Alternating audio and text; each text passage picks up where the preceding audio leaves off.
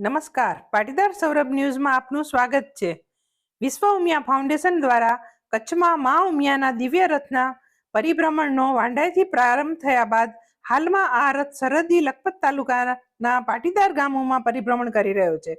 ગઈકાલે પાનેલી અને દયાપરમાં રથનું ભવ્ય સ્વાગત કરવામાં આવ્યું હતું. દયાપરમાં ઉમિયા માતાજીના મંદિર પર આરતી લીધેલ તેમજ ભોજન પ્રસાદ સાથે રાત્રિ રોકાણ કરેલ. સવારે મંગલા આરતી કરેલ, તેમાં ગામ લોકો જોડાયા હતા.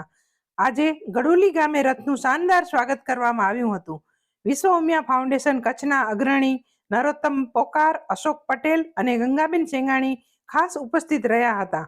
માતાજીના રથના કન્વીનર તરીકે યોગેશભાઈ પોકાર અને પિંકીબેન પટેલ સેવા આપી રહ્યા છે.